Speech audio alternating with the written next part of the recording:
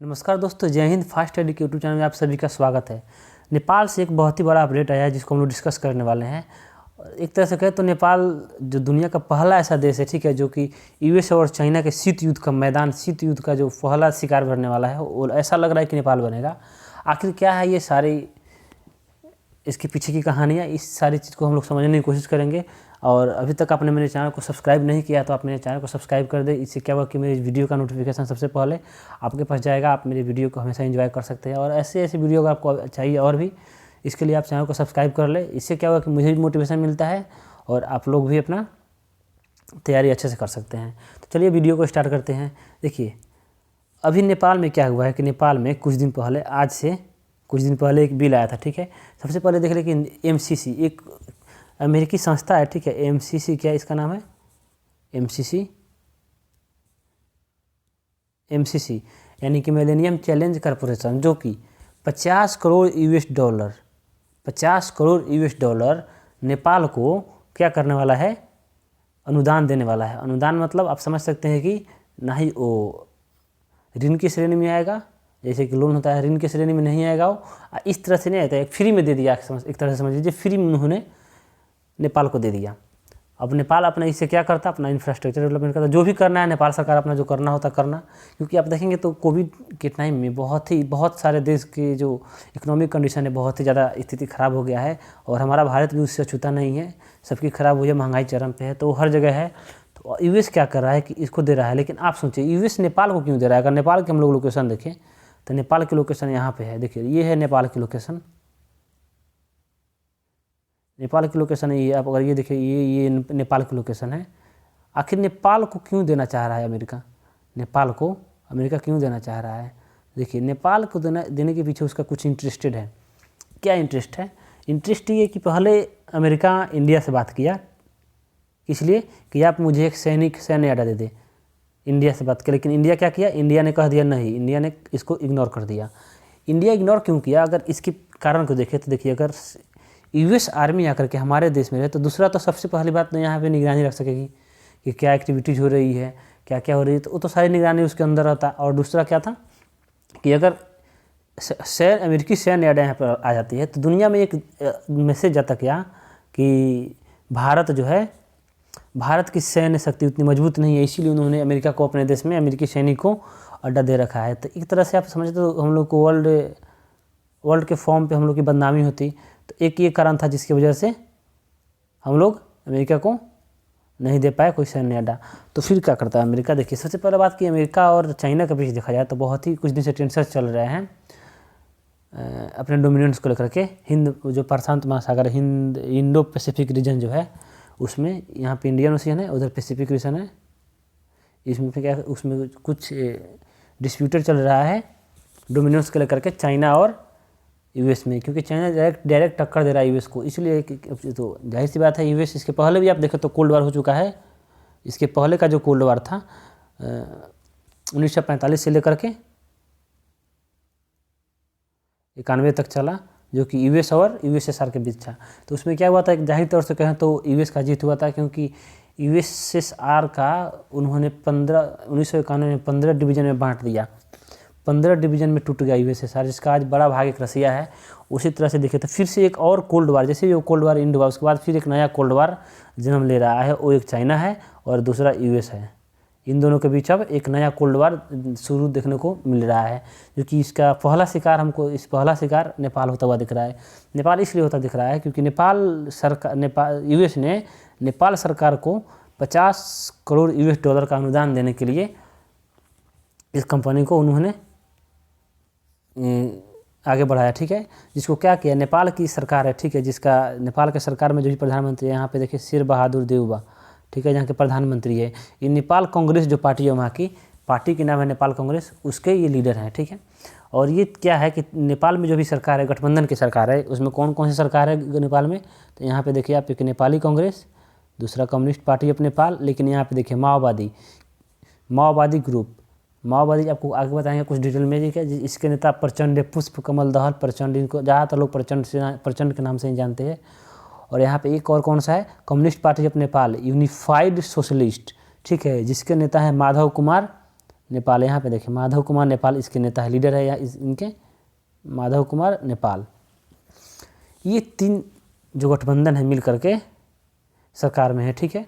तो क्या है कि जैसे ही यहाँ पे एक बिल लाया गया, ठीक है, इस बिल को जो यूएस ने इनको टाइम दे रखा है कि 22 फरवरी तक आप किसी भी तरह इसको अपना बिल पास कर ले ताकि मैं आपको पैसा डोनेट कर दूँ, ठीक है। तो इन्होंने क्या किया, शेर बहादुर देवबा ने बिल लाया अपने एक पार्लियामेंट में, लेकिन ये बिल इनके ही जो सहयोगी दल है, जैसे कि कम्युनिस्ट पार्टी ऑफ नेपाल जो माओवादी ग्रुप है और दूसरा unified socialist communist party of Nepal का, तो इन लोगों ने इसका विरोध कर दिया। ऐसा लग रहा है कि यहाँ पे सरकार गिर जाएगी। तो इसके पहले भी देखे हम लोग, तो इसके पहले केपी शर्मा ओली, जिसका आप लोगों के नाम सुना होगा, जो कि प्रो चाइना थे और एंटी इंडिया एक तरह से आप कह सकते हैं, क्योंकि इंडिया के प्रति इनका जो रुख व्यवहार था उतना अच्छा नहीं था। तो इसके पहले ये 2 ग्रुप जो थे, पुष्प कमल दहर प्रचंड और दूसरा यानी कि कम्युनिस्ट पार्टी ऑफ नेपाल माओवादी ग्रुप, और दूसरा ये था यूनिफाइड मार्क्सिस्ट एंड लेनिनिस्ट। ये 2 ग्रुप, 2 तरह के पार्टी है वहाँ पे। अधिकतर देखें तो वहाँ पे चाइना का ही ज़्यादा डोमिनेंस है, इसलिए क्योंकि चाइना बगल में है और चाइना के वजह से ही यहाँ पे राजशाही ख़त्म हुआ है, क्योंकि चाइना ने यहाँ पे बहुत ही बड़े स्केल पे लोगों को, जैसे कि माओवादी ग्रुप देखें यहाँ पे माओवादी, तो माओवादी को हथियार दिया, क्योंकि माओवादी आप देखें तो चाइना के एक पहले जो वहाँ के लीडर थे माओ जेडोंग, जिनके नाम पे इसको माओवादी यानी माओ को विचार को मानने वालों को ही माओवादी कहा जाता है। एक समय पे ये बहुत ही ज़्यादा एक्टिव हुआ करते थे माओवादी, और इतना क्रूर, इतनी अहिंसक ये ग्रुप थे, इतने अहिंसक जिसकी आप अंदाजा नहीं लगा सकते थे। दिन में किसी का हाथ काट देना, किसी का पैर काट देना, गला काट देना, दिन दहाड़े एकदम पूरे गाँव, यानी गाँव कहीं भी कहीं चौक चौराहा पे इस तरह से इनका डोमिनेंस उस तरह हुआ करता था। इतना माहौल यहाँ पे क्रिएट ये लोग कर दिए थे। माओवादी का नाम सुन के ही लोग एकदम से सहम से जाते थे नेपाल में, क्योंकि हम लोग का जो एरिया है नेपाल के आसपास के बॉर्डर का है, तो हम लोग को तो अच्छे से डिटेल में पता रहता है कि क्या अभी चल रहा है क्या नहीं चल रहा है। तो इस तरह से था वहाँ पे, ठीक है। तो उसके बाद क्या किया कि यहाँ पे जो 2015 में इनका संविधान बना, 2015 के बाद क्या हुआ कि केपी शर्मा ओली चुनाव हुआ और ये जीते, ठीक है। 2015 के बाद जो चुनाव हुए उसके बाद संविधान बना, उसके अनुसार जो चुनाव हुआ उसमें जीत हुआ। तो क्या हुआ, केपी शर्मा ओली और एक पुष्प कमल दहर प्रचंड, ये दोनों कम्युनिस्ट पार्टियां आपस में गठबंधन करके सरकार बनाई। उसमें तय हुआ कि 2.5 साल तक दोनों रहेंगे। तो केपी शर्मा ओली अपना टेन्योर पूरा कर लिया। जब टेन्योर इन्होंने पूरा कर लिया, ठीक है, तो इन्होंने अपने सरकार को वहाँ पे बनाए रखने के लिए एंटी इंडिया इन्होंने लगा लोगों को भड़काना, यहाँ पे भड़काना चालू कर दिया, ठीक है, ताकि इनकी सरकार वहाँ पे बचा रह जाए। प्रो चाइना आए थे, एंटी इंडिया इन्होंने हो गया। तो क्या हुआ कि जैसे ही इनका कार्यकाल पूरा हुआ और जब प्रचंड साहब का कार्यकाल आने का था, तो इन्होंने ऐसी एक तरह से सोचे तो यहाँ पे फिर से चुनाव कराने की पूरी प्रक्रिया में थे, ताकि यहाँ पे प्रेसिडेंट रूल लग जाए। उसके बाद क्या हुआ कि चुनाव हो, क्योंकि जब तक मेजोरिटी नहीं होगा तो कोई इनको बहुत ज़्यादा चांसेस था इनको कि ये केपी जो प्रचंड थे ये नेपाल कांग्रेस के साथ हाथ नहीं मिला सकते हैं, ठीक है। और ये जो बाकी जो 2 पार्टियाँ हैं, communist party of Nepal unified socialist और माओवादी, ये दोनों को मिलकर के बहुमत वहाँ पे नहीं हो पा रहा था। तो इनको केपी शर्मा ओली को डाउट था, शक था कि कहीं वो उनके साथ हाथ मिलाएंगे नहीं। अब मेरा तो टेन्योर पूरा हो गया, अब मैं इनके साथ जा नहीं रहा हूँ। जैसे ही प्रेसिडेंट रूल लगा तो क्या हुआ कि फिर से दोबारा चुनाव होगा, लेकिन ऐसा हुआ नहीं। जो प्रचंड साहब थे इन्होंने क्या किया कि कांग्रेस के साथ नेपाली कांग्रेस के साथ हाथ मिलाया और वहाँ पे इनका शेर बहादुर देवबा वहाँ पे प्रधानमंत्री बने। तो इन्होंने जो बिल लाया, तो बिल को क्या किया कि इनकी ही 2 जो सहयोगी दल है, कम्युनिस्ट पार्टी ऑफ नेपाल और दूसरा माओवादी ग्रुप और यूनिफाइड सोशलिस्ट जो कम्युनिस्ट पार्टी का ही है, इन्होंने क्या किया कि इसी बिल का विरोध कर दिया। इससे क्या होगा, अगर देखिए अगर सबसे बड़ा अगर यूएस आता है यहाँ पे, तो फिर से अगर आप उस दौर को देखें जो माओवादी का जो टेन्योर था, जिन्होंने बहुत ही, क्योंकि चाइना इनको फंडिंग करता था, हथियार से लेकर के हर चीज़, जितने भी चीज़ इनको पहुँचाना था सब चाइना ही इसको करता था। इसलिए ये बड़े स्केल पे इन लोगों ने युद्ध लड़ा वहाँ पे, बहुत ही ज़्यादा नुकसान पहुँचाया अपने देश को, नागरिकों को बहुत ही ज़्यादा क्षति पहुँचाते माओवादी ग्रुप। फिर से ये ग्रुप एक्टिव हो जाएंगे, ठीक है। माओवादी ग्रुप अगर यूएस के जो ये फंडिंग जो है ले लेता है कांग्रेस, नेपाली कांग्रेस ले लेती है, नेपाल की जो कांग्रेस पार्टी वो ले लेती है, तो नेपाल की सरकार एक तरह से कहे तो ले लेती है। तो एक तो पहला तो ये चांसेस है कि यहाँ पे जो गठबंधन टूट जाएगी, फिर से सरकार गिरने के चांसेस है।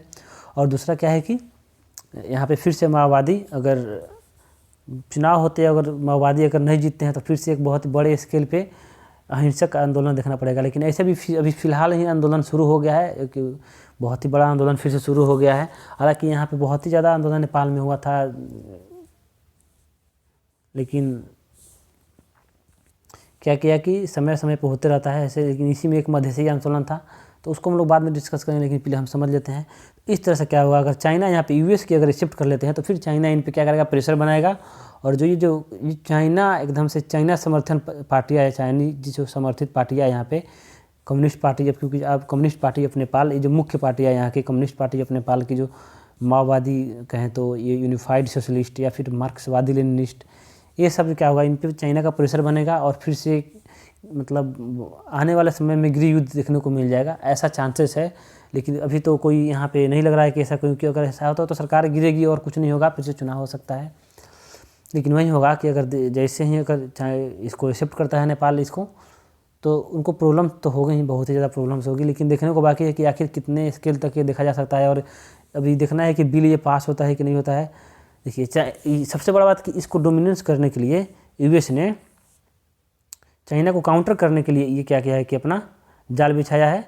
और जैसे ये पास होगा तो क्या होगा कि आज कुछ इतना 50 करोड़ यूएस डॉलर का इन्होंने किया, कल और करेंगे, आज 50 करोड़ किया, कल और करेंगे। इस तरह से इन्होंने नेपाल में अपना प्रभाव जमाएगा, नेपाल पे अपना, क्योंकि इस नेपाल पे अपना प्रभाव अपना जमाएंगे। उसके बाद कहेंगे कि आप मुझे एक सैन्य अड्डा दे दीजिए, ताकि मैं यहाँ पे, कहेंगे नहीं चाइना को काउंटर करने के लिए, लेकिन ये मुख्य रूप से चाइना को काउंटर करने के लिए ही ये करेंगे। तो बाकी तो यही था और कुछ नहीं था। नेक्स्ट वीडियो में और आगे हम लोग समझते रहेंगे, आगे भी जितने भी अपडेट आते रहेंगे। और हाँ, जब तक आप अगर चैनल को मेरे सब्सक्राइब नहीं किए तो आप मेरे चैनल को सब्सक्राइब कर दें। इससे क्या होता है, मुझे भी मोटिवेशन मिलता है और मैं भी एक जी जान से आपके लिए अच्छे से मेहनत करता हूँ। मुझे भी क्या करता हूँ, मेहनत करने का जो जुनून सा लगा रहता है, क्योंकि आप लोग सपोर्ट करते हैं। तो आप लोग चैनल को सब्सक्राइब करें, लाइक करें और जितना हो सके उतना से उतना शेयर करें, ताकि हमारे जितने भी विद्यार्थी हैं इसको जाने समझे और क्या क्या जियो पॉलिटिक्स में चेंजेस आ रहे हैं इसको समझे। तो चलिए, तब तक के लिए जय हिंद, जय भारत, वंदे मातरम।